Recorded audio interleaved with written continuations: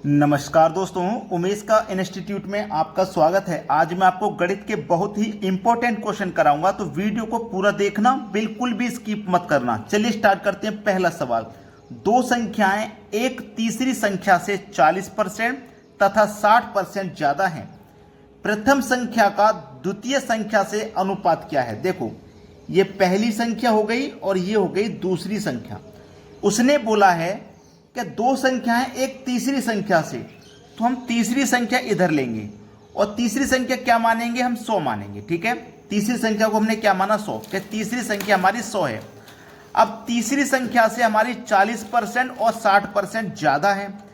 अगर 100 से 40% ज्यादा होगी तो 140 होगी और 60% ज्यादा होगी तो 160% होगी। ठीक है, और इनका हमें अनुपात बताना है। तो देखो, 0 से कटेगा 0, 2 से कटेगा 7 बार में, 2 से कटेगा 8 बार में, ये हो जाएगा 7:8। डी ऑप्शन बिल्कुल सही जवाब है। वीडियो पसंद आया, तरीका पसंद आया तो सभी बच्चे वीडियो को लाइक भी कर दें। अब देखते हैं अगला सवाल। अगला सवाल है 9/13 भागे 18/26 भागे 90/52 में। इसको सरल करके बताना है कि इसका आंसर क्या होगा। देखिएगा सवाल को कैसे करेंगे आप। ये 9/13 लिखा हुआ है तो लिखिए 9/13। अब जब ये भाग का साइन है, इसको मल्टीप्लाई में जब आप चेंज करोगे तो भाग के बाद वाली संख्या पलट जाती है। पलटेगी तो 26 ऊपर जाएगी, 18 नीचे आएगी। यहां पे भी भाग की जगह गुना लोगे तो यहां पे भी संख्या पलटेगी, 52 ऊपर जाएगी, 90 संख्या नीचे आ जाएगी। ठीक है, 90 जो संख्या है वो नीचे आ जाएगी। चलिए कटा लीजिए। 13 दूनी 26, 9 दूनी 18। ठीक है, कट गया। 2 से कटेगा 26 बार में और 2 से कटेगा 90 45 बार में। 26 के बटे में 45, ये आपके सवाल का हो जाएगा बिल्कुल सही आंसर। 26 के बटे में 45 यानी कि सी ऑप्शन आपके सवाल का बिल्कुल सही जवाब है। अब देखते हैं अगला सवाल। अगला सवाल है 50 + 0.5 गुने 20 डिवाइडेड बाई 0.7। जब दशमलव वाली संख्याएं आ जाती हैं तो बच्चे परेशान हो जाते हैं कि भाई इनको कैसे करें। देखो, तरीका हम आपको बता रहे हैं। जैसे यहां दशमलव है तो दशमलव को हटाइए, दशमलव के स्थान पे 1 आएगा और दशमलव के बाद एक संख्या तो 1 0 आ जाएगा।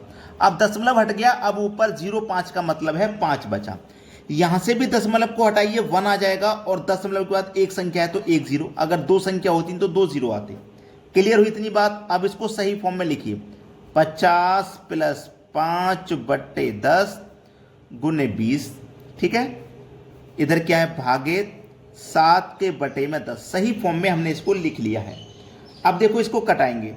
10 से कट जाएगा 20 2 बार में, 5 का गुना 2 से हो जाएगा तो 10 हो जाएगा। इधर कितना है? 50 + 5 गुने 2 10 हो गया और यहां पे है भाग में 7 के बटे में 10। यही तो है। चलिए, 50 में जोड़ो 10 तो हो जाएगा 60। अब ये भाग है, ये क्या है? भाग 7/10। पिछले क्वेश्चन में हमने सीखा था कि जब भाग की संख्याओं को पलटेंगे, गुणा में चेंज करेंगे तो भाग के बाद वाली संख्या पलट जाएगी। जैसे 60 है, अब मैं इसको गुणा में चेंज करूंगा तो संख्या पलट जाएगी, 10 ऊपर आ जाएगी और 7 नीचे आ जाएगी। यही तो बताया था। तो देखो, यहां पे 60 का गुना 10 से होगा तो ये कितना हो जाएगा भैया? 600 हो जाएगा। डिवाइड में है 7 से भाग दीजिए। 7 8 56। 60 में से 56 कटा, 4 बचा, 4 में 0 लगा दो 40। 7 पंजे 35, 5 बचेगा, नहीं जाएगा दशमलव। ठीक है, अब 5 बचेगा तो 50, तो 7 7 49। अब 85.7 किस ऑप्शन में है? ये देखिए, 85.7 आपके सी ऑप्शन में है। ये सवाल का बिल्कुल सही जवाब हो गया। अब देखते हैं अगला प्रश्न। अगला सवाल है, यदि x + y = 19 और x - y = 7 तो xy बराबर क्या होगा? अच्छा सवाल है। देखो, आपसे कहा गया है x + y = 19 और x - y = 7। ठीक है, तो x गुने y पूछा है।